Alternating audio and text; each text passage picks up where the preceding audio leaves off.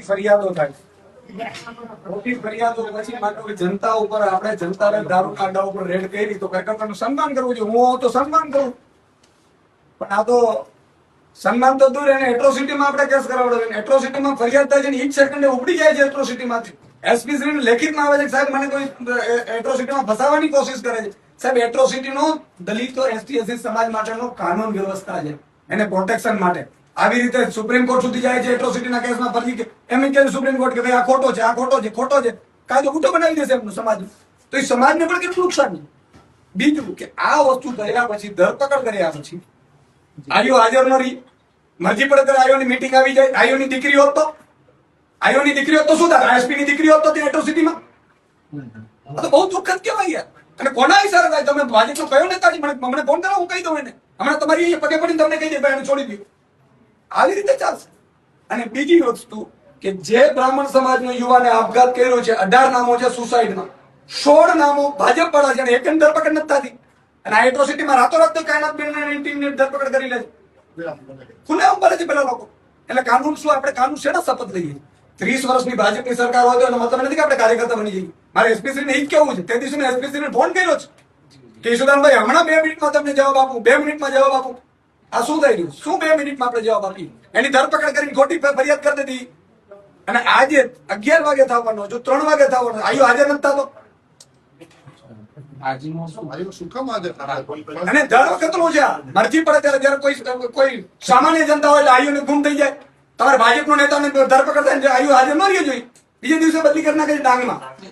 તમારો ભાજપ આ તમારો શબ્દ થોડો વ્યાજબી નથી લાગતો. હા તો સાહેબ તમે મને કહો. મને ઓળખો કદાચ નહીં ઓળખો, પણ હું આપને ઓળખું છું.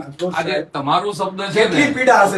અમે આપની પીડાને અમે સમજી શકીએ છીએ, પણ આજે તમારો જે પછી રાજકીય પાર્ટીનું નામ લો છો ને, એટલીસ્ટ મારી સામે તો આજ નહીં. કેમ કે તમારો શબ્દ એ થોડો ગેરવ્યાજબી લાગે છે. હું શું કહું સાહેબ, તમારી પાર્ટી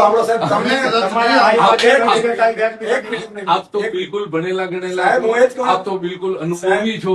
આ શબ્દ થોડો ગેરવ્યાજબી છે. તમે ખાલી સાહેબ સરકારી કર્મચારી સાહેબ તમે ખાલી શબ્દ ગેરવ્યાજબી લાગ્યો હોય તો એક પ્રતિષ્ઠિત ડોક્ટર જેને એપોઇન્ટમેન્ટ માટે 2 દિવસ લાગે છે, બરોબર, ઈ બેન પ્રજા માટે થઈ અને દારૂના અડ્ડા પકડાવે છે અને સન્માન કરવાની જગ્યાએ એને જેલમાં નાખી પછી જેલમાં રહી એવા ષડયંત્ર કરે તો કેટલું ખોટું લાગતું હશે?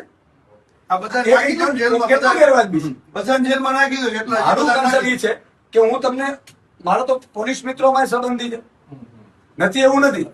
બધાની મજબૂરી હોય પણ એટલી હદે સાહેબ મજબૂર ન રહેવું જોઈએ.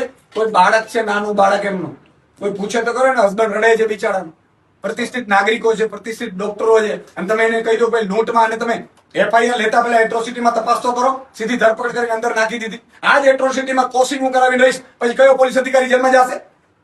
અને બીજું કોર્ટનો વિષય છે એ તમને કહું છું, તમને ઈ કાનૂન આવી જાય સાહેબ. રાજકોટ સાહેબ, મારું કહેવાનું એ છે થોડીક માનવતા રાખીએ અને એસપી શ્રીની જવાબદારી બને, ડીએમ કલેક્ટર શ્રીની જવાબદારી બને કે એના જિલ્લામાં આવું ન થાય. કલેક્ટર શ્રી, કલેક્ટર ઉપરાંત ડીએમ છે, ડિસ્ટ્રિક્ટ મેજિસ્ટ્રેટ. કરીએ છીએ શું આપણે? આવા પ્રતિષ્ઠિત નાગરિકોને જેલમાં નાખીને શું આપણે શું સાબિત કરવા માંગીએ? તમે કોઈ બોલતા જ નહીં, કોઈ રેડ ન કરતા નહીં તો અમે તમને નાખી દેશું. બહુ હતી ચોક્કસ આપની લાગણી જે છે હું એસપી સાહેબ આવશે એમની સમક્ષ મૂકીશ, અને જે કંઈ બી છે આપના જે બી શબ્દો છે, જે બી લાગણી છે, અને આપની જે કોઈ બી રજૂઆત છે એને હું સાહેબ શ્રી સમક્ષ ચોક્કસથી મૂકીશ. આઈઓને કહેજો હાજર રહીએ તો આઈઓ હાજર ન રહ્યો તો પર્સનલી દુશ્મની આઈઓ સાથે થઈ જશે અને એની જિંદગીમાં નોકરી કરવાનો લાયક નહીં રહેવા દઈએ. અને આ બધા ચાલુ છે હજી પાછા અમે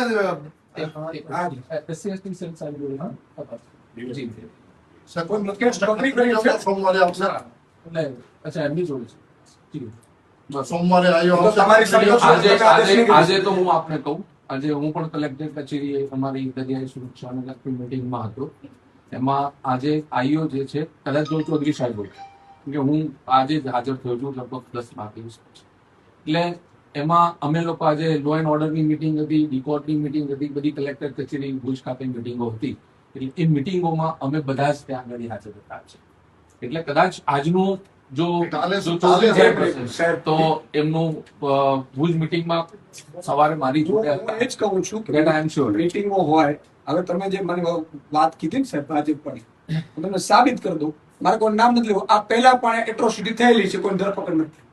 સાંભળજો નહીં, એમાં નહીં એમાં હું એ જ કહું છું ને એમાં એટલે આજે તકલીફ ઈ જ પડે છે મને એ નથી કે તમે ઓન કોઈ અમને ફાંસી લટકાવી દો ચાલો ઈશુદાન ગઢવીનો આ તો એને લટકાવી દો પણ બીજાનું ગુનો કરે એને લટકાવો તો ખરા આજે મારું કન્સર્ન ઈ છે જી. ઈ છોડી દો ચાલો આજે અમારી સાથે દુશ્મની લઈને તમે કરવો શું માંગો છો ભાજપ તમને છોડાવવા નહીં આવે મેં એસપી ને જેલમાં નાખાવાના દાખલા છે આમાં વ્યક્તિગત કોઈને તો કશું એ ન નહીં કરે હોય. ને વ્યક્તિગત આમાં આપ બી તમે માની લો કે મારા ઉપર બે ફરિયાદ કરી શકશો હું આખા ગુજરાતમાં કોઈ દારૂનો અડ્ડો હતો તો કાર્યક્રમ નહીં થવા દો તમે શું કરી શકશો તમે સસ્પેન્ડ થશો હું નથી તો તમે આપણે ઝઘડીએ જી. પાર્ટીની ભાજપના ઈશારા ઉપર આ રીતે યાર કોઈ દારૂનો અડ્ડો હું તમને આ તો નથી મારી પાસે તે સત્તા બાકી તમારી અધિકારીઓના મોબાઈલ હું ચેક કરીને એને FSL માં મોકલીને કરી દઉં કે કોણે તમને ફોન કરેલો છે તમારા અધિકારીઓને સી આમાં હું આપને કહું વ્યક્તિગત રીતે કોઈને કોઈનાથી કોઈ દુશ્મનાવટ હોય એવું હું નથી માનતો એમાં કોઈ પણ હોય હું એ બીજી વાત કોઈ મુદ્દો કોઈ પણ FIR થાય it's a matter of investigation અને આઈઓ ને અનુકૂળતા મતલબ જે કોઈ બી FIR ના પુરાવા કે ના આધારે દરેક આઈઓ અલગ અલગ છે દરેક કોર્ટના વ્યૂ અલગ હોય છે આઈઓ ના પણ વ્યૂ હોય એ પ્રમાણે એને પુરાવાને એના આધારે એને તપાસ કરીને કામગીરી કરતા હોય છે જ્યાર સુધી કોર્ટમાં હાજર રહેવાનો પ્રશ્ન છે તો હું જાણી લઈશ અને એસપી સાહેબ સુધી એ વાત પહોંચશે કદાચ હું પોતે વ્યક્તિગત રીતે પણ આઈઓ સુધી વાત પહોંચતી કરીશ અને નામદાર કોર્ટમાં પણ આપ કહી શકો છો નામદાર કોર્ટ પણ તાત્કાલિક બોલાવી શકતી હોય છે કદાચ કોઈ પરિસ્થિતિઓમાં મને જ આજે જ હમણાં મેં એક લેટર વાંચ્યો FIR છે તમે વાંચી છે FIR માં નહીં, એ ઉભવા લાયક નથી FIR કે એ હવે એટલે જ મેં તમને કીધું કે એસપી શ્રી છે ને તો હું કહે તમને જી કે તમારા કોઈ પ્રતિષ્ઠિત નાગરિકને એમને એમ ધરપકડો થાય છે ને એમને એમ જેલમાં તમે નાખો છો તમે કોઈ સેન્સ ભલે ઠીક છે તમે પોલિટિકલી રિવેન્જ લેતા હશો તો આજે આ છે કાલે બીજો આવશે એસપી સાહેબ ને શું પોલિટિકલ હોય તો શું એસપી સાહેબ ને શું પોલિટિકલ કેટલા ગુના છે? સાહેબ ને ક્યાં? કેટલાય ગુનેગારો સાહેબ તો એમને ફરે. સરકારી કર્મચારી છે તમારો એમને જે ક્યાંય વહીવટદાર છે ને હા, તો આ- એનો ફોન ઉપર તમને સ્પીકર ઉપર લઈને કહું કે શું થાય છે મારે નથી કહું હવે એમ પડવું નથી મારે